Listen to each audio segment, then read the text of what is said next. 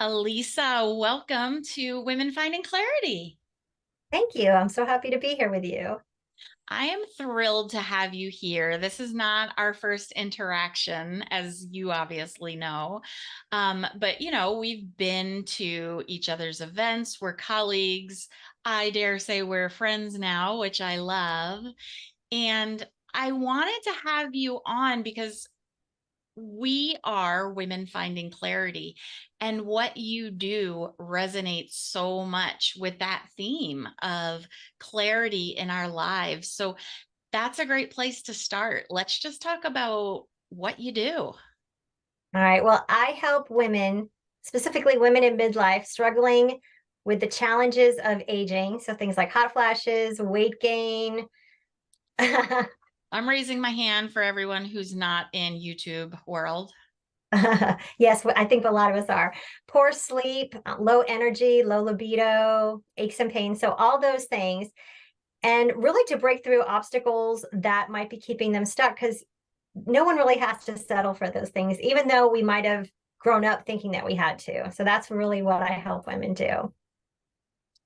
I love that. And so what you said there is twofold, because not only are you showing women how to alleviate the symptoms that come along with this time of life, but there's also a huge mindset shift that it doesn't have to be this way. And I really think that's the biggest part of it because, at least for me, I can speak for myself. I know growing up, I kind of had it in my mind that this age was going to look or feel different than it does. So Yeah. I don't know if you know, but I'm 55, and I think I feel way different than what I thought it was going to feel like, and I'm really happy about that. And that's kind of my mission, is to help other women, you know, take control over how they look and feel, and know that there's they don't have to just settle for what everybody else might have settled for. So let's just backpedal for a moment that you're 55. Not that that's old, but I'm 48 and I thought you were younger than me. So there you go. Well, thank you. I'd say that a lot of it's good genes, it's clean living, but yeah, I think a lot of the decisions I make on a daily basis play into that. And so here's a little, I don't know, this goes back to when I was younger. So I got married very, very young, and I had an idea in my mind, what certain ages were supposed to look or feel like, or how I was supposed to portray myself, especially as a young mother. And at one point, I thought 27 was the perfect age. And I got all these different ideas in my mind about what ages should look or feel like. And I don't know when, but at a certain point, just from, my path of fitness and health, I started realizing that there were no real definitions that I had to fit into, that I could define it. And I think that opened it up for me to actually feel better in my body and to embrace whatever age I was in. And when I was younger, I promise you, I would have never thought I'd be this excited about being 55 as I am now. And I'm a new grandmother, and I kind of thought I, wasn't, digging that idea of that title. But I'm really happy. Well, first of all, I'm thrilled to be a new grandmother. My grandson's amazing. Of But course. yeah, but I also just feel really secure in who I am. And so other people's definitions of those words, or what they're supposed to mean, it doesn't really affect me, because I know and I can ground into who I am and what all of those things mean to me. Yeah. Congratulations on the new grandbaby. I hear there's nothing better in life. I'm going to tell you, it's so true. Like, being a mom, I think I have the most amazing son in the world, but now seeing the baby that he and his wife have brought into this world, you know, it's true. It's there's nothing else like it. And I'm speechless at this, so I'm just going to stop there, because otherwise I'm going to start babbling at how amazing he is. And I'm here for it. You just babble away because I'm all about the babies. It's just magical, isn't it? Even genetics are just magical. I just want to do a quick little aside here. I've always told my middle child that he is my brother. He looks like him, he acts like him, they have the same sense of humor, all the things. So this past spring, we were down in Pennsylvania at my brother's house, and my brother and my son were sitting across the room from each other, and they were having a conversation. But it was a heated conversation in a good way, like a fun way, It's like how people argue about sports, and it's all in good fun. So my husband and I were watching them side to side as each one was talking, and we were astounded. Like, they're both using their hands the same way. They're both like, what? Da, da, da. And then they would talk the same way, and their expressions were exactly the same. And I kid you not, at exactly the same time, they both stopped, reached down, pick up their drink, took a drink, put it back down, and then started with the hands and the back and forth again. And we were just like, I feel like I'm in an alternate universe. So tell me, does your grandson look like your son as a baby? He looks so much like my son as a baby. It is crazy. And but I do see his mom though too. So that's really cool. Yeah. And I'm told that my son kind of resembles me, but when he was born, he looked just like his dad. So I think there's all kinds of cool things. And I'm also really excited that you brought up genetics too, because I think the one thing is when it goes back to those limiting thoughts and things like that, sometimes though we think that our genetics, are going to define who we are or what we're going to deal with, because we might think, well, my mom had this. And my example, I can give you my example. My dad always had really bad headaches. My mom deals with stomach issues. And I had both of those issues for a long time when I was younger, like in my 20s and 30s. And so I just figured that was part of who I was because of what they dealt with. And I didn't realize that I was actually doing some of the same things, like habit wise, that they had done, or that, that my mom still continues to do. And that was causing the problems for me. So I don't know if in those cases, if it was so much genetics or just lifestyle choices, but I thought, okay, headaches, stomach issues, all this stuff, it's just stuff I have to deal with. But because I started looking at the root cause as opposed to like, oh, it's just something I have to deal with, I was able to make some changes. And I think so. Genetics is a really cool topic because, yes, and seeing how they might interact and even how they look, there's those things. But knowing that we also have a little bit of power and power of choice over some of the things we do in our daily lives that can maybe override that potential, or even knowing that we have this potential, this spectrum in between that could determine certain things. And then depending on what we do in the middle can either make us higher on that spectrum or lower. And that can give you some power, knowing that, yeah, I might have a potential for the headaches, but maybe if I do something differently, I'll feel better. That's very powerful, because sometimes I think we feel very helpless, and what you're bringing up is nature nurture, isn't it? And yeah, sometimes we just believe that the nature of things is what it is, but that's not necessarily so, because it can be the nurture. And if you learn to nurture yourself differently, you can almost override the nature. Oh, absolutely. And I think once we can realize that, it does feel very empowering, because otherwise we feel like we're a victim of our genetics or a victim of, well, this is just the way it's going to be. And knowing that you have this power can really, free you up, because sometimes we think, it doesn't matter what I eat, I'm going to feel this way. And I think we underestimate the power of especially food choices. I mean, there are other choices we make in our day, like sleep and activities and who we spend our time with, but we forget that medicine or food can be used as medicine. And we just think it's something we eat. It tastes really good. We can have these delicious snacks or meals, not realizing that it affects our physiology in so For many ways. sure, for sure. So I'm going to tell you that before we got on this um, Zoom call together, I ran downstairs to make myself a cup of coffee, and I was going to have a fiber bar. And my son had said, "Oh, you should put it in the microwave because it would be really good warmed up." I'm like, "Oh, I'll give that a try." I put it in the microwave, set the time, forgot about it. It burned. And I was like, "Oh, I'm not going to eat that now." Because you know why it burned? It was the sugar in it, right? The sugar was burning. So I threw it in the trash and I said, you know what? I'm just going to grab a mini cucumber out of this jar and I'll eat it on the way back to my office. And I'm telling you, that felt amazing. Like for me, it was, first of all, I'm a foodie and I'm a foodie not in a good way. Like people live to eat or they eat to live. And I wish I ate to live, but I feel like I live to eat, right? So weight has always been a struggle for me. Making good choices has always been a struggle for me. That's why I'm loving this conversation with you so much. But I have just discovered the mini cucumber, and oh, sweet Mary, they're amazing because for me, it's the crunch. And they're so crunchy, especially if instead of just storing them in the drawer, I store them in a mason jar of water and it keeps them crunchy. And so that solves that problem for me. I feel satisfied because I had the crunch and now I didn't just eat all the sugar. That's amazing. And I have never heard of mini cucumbers. I do Mhm. like cucumbers, and I'm gonna have to check these out. And I'm a crunch girl too. I Yeah, really I need the crunch.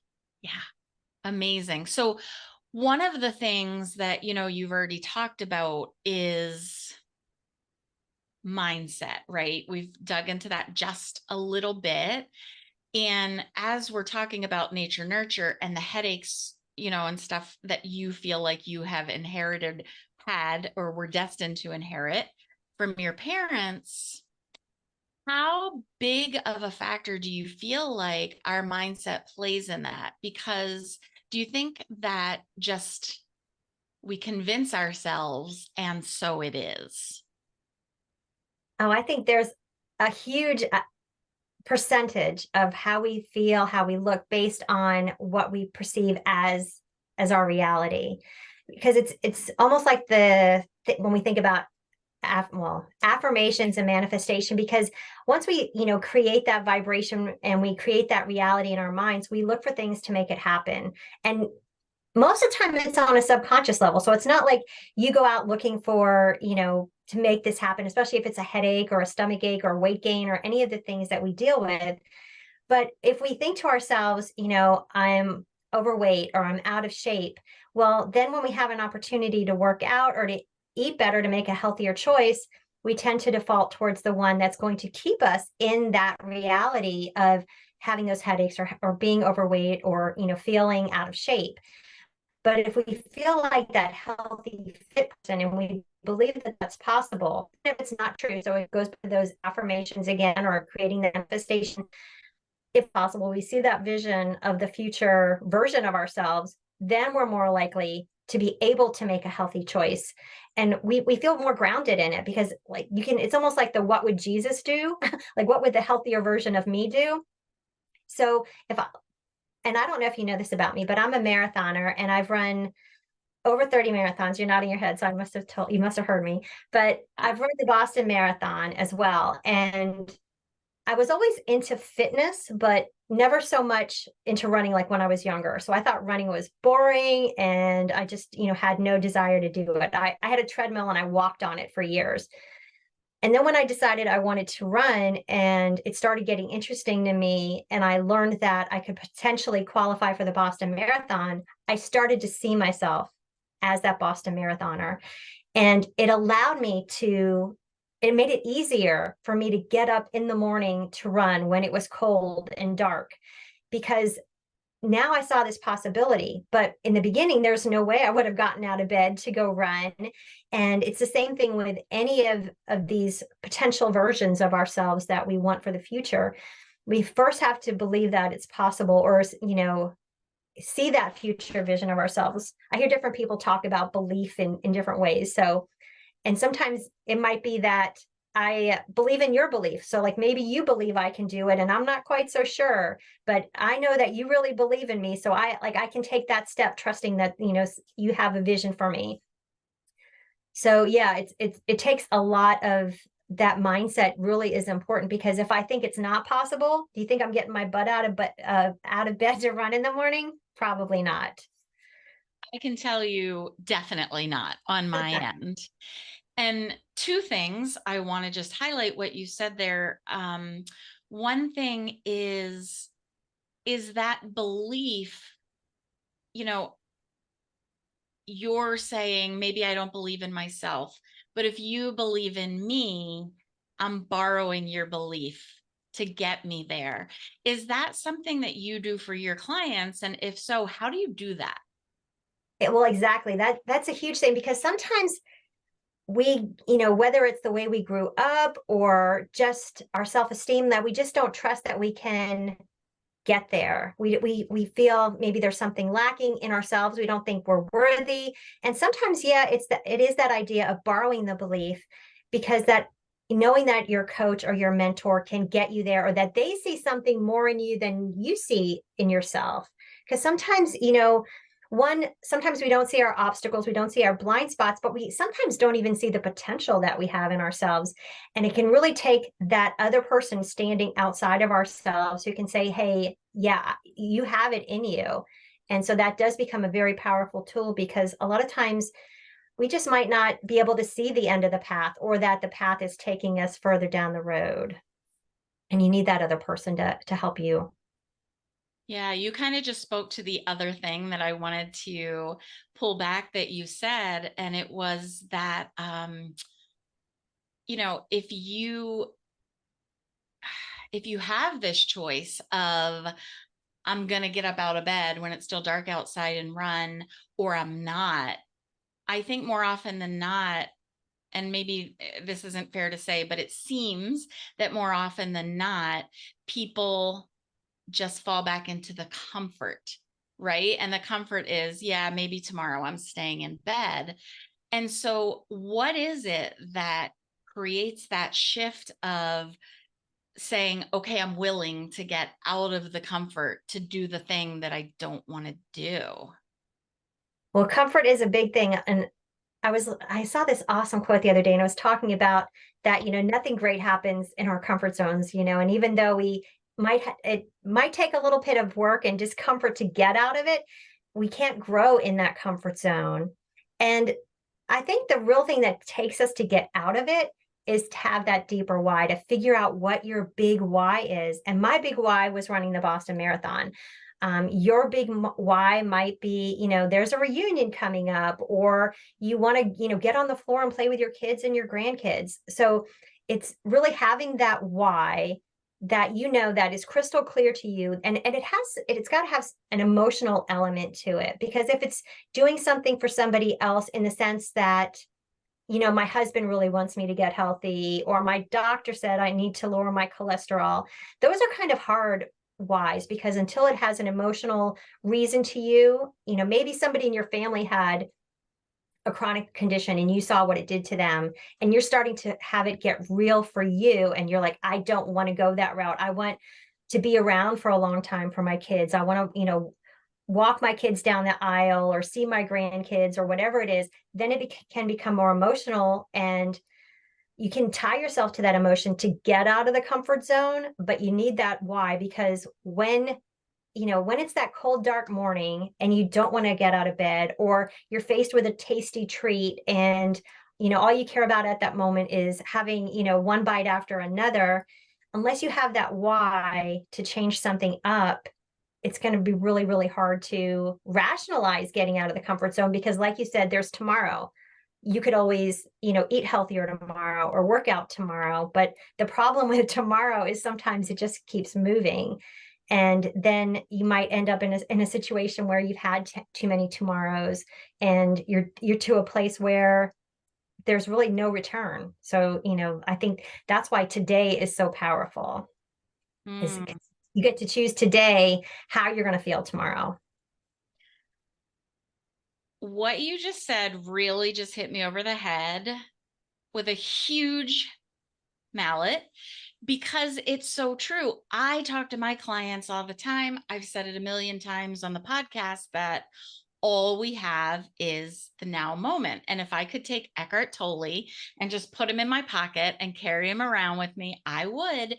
But he talks about that so much, that all we have is now, right? The future doesn't exist. I mean, we can set goals, and goal setting is important, but the actual future doesn't exist, because when you get there, it's the now. And the past doesn't exist because while you do have memories of what happened, they're just stories you're telling yourself in your mind. The past is not actually a place you can go to. Now is the only place you can go. It's the only place you can be. And so thinking like, no, I'm just going to stay in bed, I'll do that tomorrow. That's a lie because there is no tomorrow, right? There is only this moment. So either you're going to do it or you're not. Right. Oh, yeah. And something that you said really, really caught me there when you said about stories, because we all have stories about ourselves. And I had a story about myself for many years. I told myself that I wasn't an athlete. So as a little girl, I was like the one who dreaded kickball in gym class because I just totally did not see myself as an athlete. Yeah, raising our hands. And I was terrified. Like I did not want to be picked. But somewhere in like the next, I don't know how many years, I fell in love with fitness, and I had to reconcile that part of me that loved fitness but didn't see myself as an athlete. And I, like I said, I decided I wanted to become a runner, but it backed up to back it up a little bit. I wanted to do a triathlon. So we've all seen like the Ironman and stuff like that. I've done sprint triathlons, which are usually, let's see how they go. So it's swimming, usually about a half mile in open water, which is scary to be, or in a lake. Riding a bike for 15-ish miles. And the reason why I'm giving you rough estimates is they vary from one event to event, and then running a 5K. So I started running because of my desire to do triathlons, and I did several of them. I really enjoyed them a lot. But when I first had this idea, part of me was like, wait a second, I am not an athlete. And I had to really let go of that idea and realize that that little girl who I was, little Alissa, maybe she wasn't great at kickball, but that didn't mean that she couldn't grow up to do triathlons and marathons and other things like that. And so I think that can be a big thing, is really reckoning and rewriting our stories, because I could have kept with that idea of I'm not an athlete and I would have done none of these things. And I look at where my life is now and I can't imagine never having done those things because they've brought me to where I am today. And as you can tell, running in marathons and triathlons, they become metaphors. And I use a lot of this in coaching because it actually fits life, because we've all talked about, oh, it's not a sprint, it's a marathon, and different things like that. And even health. If we think of our health like a sprint, that's like a diet, where you go on a diet for 3 weeks or 3 months and you think, fantastic, I've lost some weight, and you're pretty, you're strutting around. But you have to really think about it as that marathon, because if you stop at that 3 months and you got on that dress for the reunion and you're feeling fine, but then you go back to where you were, you haven't made any lifestyle changes, you're actually going to end up in a worse place than where you started. So it's that idea that we're looking for health for a lifetime, so not just for this quick fix, because that breaks my heart when I talk to different clients and they got so invested in this easy thing, like whether it was eating only bacon or, it sounds fabulous, I'm going to eat only bacon. Right? But Who wouldn't subscribe to that? yeah, and then, but, and a part of it really breaks my heart too, because I know that even if there's like some kind of quick fix in, that weird way of eating, it's just not sustainable in the long run. It's really unhealthy. And look at what you've done to yourself, and maybe gained an extra 5 or 10 pounds as a bonus on what you've already like lost and regained. So I think that's one of the biggest things that I want to get across to my clients, is it is about a lifetime, and it's finding the things that feel good to you for a lifetime. So it's not about depriving yourself for a lifetime. So it's not trading in that bacon for celery, and all you're ever going to eat from now on is celery. Even though I like celery, but if that's all you had to eat, that wouldn't be any healthier than just having only bacon. So it's really finding that balance of all the things. Yeah. Something I know that you say is strength, resilience, and endless potential. And for me, of course, I'd love to lose weight, right? I mean, I just would, but not for the number on the scale, but for the feeling, right? Because I'm looking at it as I want to feel better. And I don't know, I feel like that's more of a new kind of aha to me versus just the number on the scale or the size of my jeans, right? And so that has a completely different feel to it. And that makes me feel like that is sustainable. That does give me endless potential because I'm a manifester. And it's all about, in manifestation, it's all about the feeling, right? So in my mind, it's about shifting from the mindset of being on a diet or eating only this, being restrictive, or losing weight. Like, I don't want to lose weight. I want to release weight because I don't want it back, because I want to feel better. I want to feel good. Yeah, and it really is all about the feeling because you could lose weight. And I'm going to tell you, there was a time in my life where I was really very, very thin, and I just didn't feel good because I was so hyper vigilant and aware and obsessed with every single morsel I put in my mouth. And even though I might have thought, that I was happy with what I saw in the mirror, I spent my whole day in a state of not feeling good because I judged myself, way too much over every little bite, and it just didn't feel good. And to me, it's more important how you feel mentally, emotionally, physically, the whole 9 yards. That's more important than that number because that number really doesn't mean anything. Like your doctor might see it when you step on the scale, but you don't walk around with it on your forehead. And it doesn't have really a whole lot to do with your overall health. There are bigger things that have to do with your health than what that number is. And it doesn't describe what kind of person you are. It doesn't determine what kind of person you are. So I think the real important thing is what's going on, because you could weigh, whatever magic number you think is like the magic number, and you could have something going on inside your body that you just don't want. And I won't even say anything because I don't want to manifest anything for either of us, Right. but you could have some diagnosis that you just do not want to deal with. And I think, what would you rather have, that magic number or the health? And I would take the health over the number any day.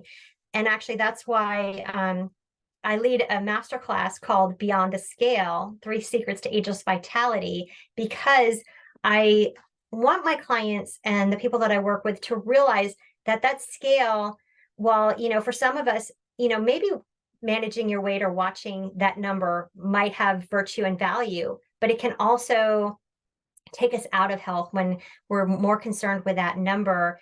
And it can even lead to things like disordered eating and, things that are just not good. So ultimately, I think the scale has benefits for some of us, but for some of us, not so much. That brings up for me, my boys love to go to the gym and they love to lift weights, and they don't pay attention to the scale. They pay attention to what they can see. They pay attention to the progress that they've made, and I think that is such a more healthful look, a more healthful approach to what they're doing instead of just focusing on the scale, because the scale only tells you one thing, right? How you look, how you feel is almost everything, isn't it? Absolutely. And then I thought that it was interesting you brought up about them as far as weights and things like that. And my son lifts weights also. And another thing that we sometimes use in addition to that number of the scale is your BMI number. So are you familiar with BMI? Oh, I am, and I don't like mine, but you go ahead and describe that for anybody who might not be.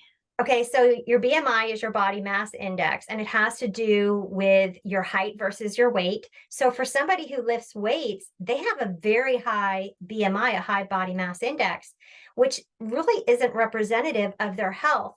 But doctors and insurance companies will use that BMI as a way of grading their health. And in that situation, they don't line up. So when you go to the doctor and if they tell you that your BMI is not great, I would, there is information in that, but I would take that information with a grain of salt because these numbers don't necessarily tell the whole story. And it's even very interesting. I don't know if you've seen any of the documentaries about sugar, because we were talking about sugar before, but there's the concept of skinny fat, whereas there are so many younger kids, nowadays, so in this world that we're in now, who look super skinny, but they actually have fatty liver disease because they're eating so much sugar. It's to the point where they're developing a liver disease, similar to what an alcoholic would have developed years ago or even today. But because they're eating so much sugar and there's sugar in everything. So even though you look at them and you think, oh, this kid is super healthy, they may have, things going on again. So it's that idea of, the scale doesn't tell the whole story. For sure. And I bet that they don't feel as good as they could because they're not nourishing themselves. They're just consuming sugar. Oh yeah. And a lot of times we don't know what the doesn't feel good, what it means. And it could be like sluggishness or, grumpy, or, they're, just fatigued or lethargic, and it shows up in different ways. And one thing that I do know is usually when you're younger, you can get away with more. So it may not show up as much as it would on us. So sometimes we're feeling like I just don't have the energy that I used to. And, or, I can't get out of bed in the morning, or I get home from work and I'm wiped out and I just want to sit with my feet up and stare at the TV. And so sometimes, just exploring these things and being willing to experiment with the things that you're eating. So if you notice that you're eating, a lot of those sugary things, what would it be like if I had the cucumber? What kind of cucumber? Mini cucumber? They're mini cucumbers. They're about this big and they go soft very quickly, which is why I put them in water now. But oh my God, I'm telling you, I had them with my dinner one night and I had 3 of them because I couldn't stop going back to get them because they were so delicious. I'm telling you, it's my new go-to snack. You have to look for them in the grocery store. See, and I think that's awesome. It's having that swap that and so to hear you talk about it, these sound like these amazing mini cucumbers, and it's a swap that works for you. So that's fantastic. And I think that's, a thing that we all sometimes have to work with. Like, what is the thing that I could swap out that would, still satisfy me and make me happy? And I'm wondering how you feel after you eat them. Well, and actually you said you felt pretty amazing after having the mini cucumber versus that sugary snack. Yeah. And, even if I don't necessarily feel a difference in my body, I feel a difference in my mood because not only, I mean, for me, if I eat something sugary, I feel like it definitely pulls me down. And maybe it's because you have the sugar spike and then you've got the sugar drop, but also I feel excited that I made a great choice. And so that's part of it too. Maybe it's not physiological, but it's psychological and emotional. And you know what? I think that even goes back to something you asked me before when we were talking about getting out of the comfort zone.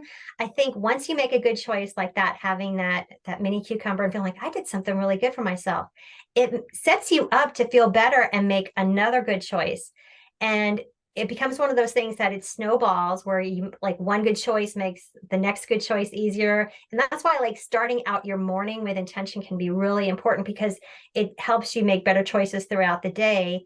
And it also kind of puts it in your back pocket, I could do this, and I did it and it worked. And then you just keep adding to that momentum, and it builds and it grows. And then you start to see yourself again, having that vision of seeing yourself as that healthier person. Because I'm that person who eats mini cucumbers. So, I make those healthier choices. Yeah. So, is this part of what you do with your clients? Do you work on the mind, body, spirit connection? Or tell me what you do. Well, that's exactly it. It's that combination, because you can't really separate any of those parts. It's, they're all interwoven. So that is exactly what I do. And I have a program called the Ageless Vitality Academy. And through the modules, we start first with mindset, because a lot of times we think, okay, if I had a good workout, if I had the right diet, then, all these other things would fall in place. And if you think about it, we have access to the internet. We have all the information that there is at our disposal. But if you look at the numbers of people who are unhealthy or out of shape or overweight, it's staggering, and people try over and over again. So it's not just about information, it's creating that mindset to, first have that ability to do those other things. Because bottom line is, for most of us, we kind of have an idea. We could use some direction in, the food side of it or the movement side of it, but it's also, backing it up and having that mindset, and having tools and strategies so when it gets tough, because it's going to get tough, um, as much as, and I love healthy food too. I'm a huge fan of healthy food. I crave healthy food, but that doesn't mean that, I don't want a handful of blue corn tortilla chips from time to time. So it's having a strategy for when those times get tough, and we have to start with the mindset, and again, incorporating all of those. And like, in my mind, this is like a pretty cool puzzle that I'm making here, but yeah, you can't separate the mind from the body or the spirit. It's all connected. What I was picturing as you were talking was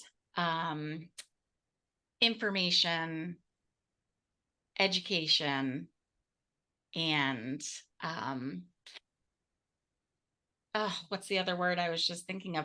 Implementation, right? Because you can take in all the information you want. You can read all about what you should be doing online, but if you're not educating yourself about how everything works together, the mind, body, spirit, and then taking that and implementing it, the information isn't doing you any good. Right. I mean, you can buy all the books and they can sit on your shelf, but that isn't going to make you healthy. It's not going to like somehow by Right. osmosis go into your body and make you healthier. And Sure, it's, sure. I was just gonna say, it's that way with so many things. Like, we'll read, a self-help book for our business or to be more assertive or whatever it is. But unless we actually do that implementation, so I really like the way you said about the information, the education and implementation, because without the implementation, it doesn't mean anything. Yeah. And so what I'm hearing, like the common golden thread through all of this is you, because we all need Alissa to, and I'm being very serious about this, like you're the golden thread through all of this, because you're, taking everything we've ever heard and read, everything we've ever believed, and breaking that down for us into mind, body, spirit. And then with that education piece, okay, now let's put it to work. Let's put it in action, everything that we've learned. And you're the accountability person. That's a beautiful way of putting it. And actually, accountability is one of the biggest ingredients that we do need to help us to get on the road to success. Because I've seen statistics that show when we try to go it alone, when you try to figure it all out by yourself, what your chances what your chances are for success versus when you have an accountability partner, when you have a coach, when you have a mentor. And believe it or not, you are 75 to 95% more likely to achieve your goal by having that accountability. And that's staggering, because a lot of times it's having that person to hold your hand, and really to have to, I don't know if answer to is the right phrase, but it's, to check in with and to say, this is where I am, and to own your mistakes. And I think that's the other big key element, is knowing that it's okay to make a mistake. Because a lot of times we think, oh, I messed up, I ate like the whole box of Oreos or whatever it was, so now I'm just gonna, go back to eating the way I was eating, because I've already messed up and failed. So owning up and saying, I did it, and what's next?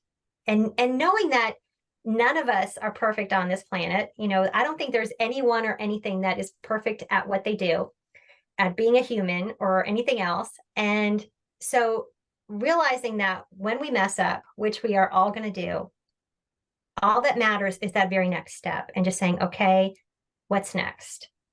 And so I think when you have accountability, when you have a mentor or a coach who can help you with that, and to realize and to own it and to not beat yourself up.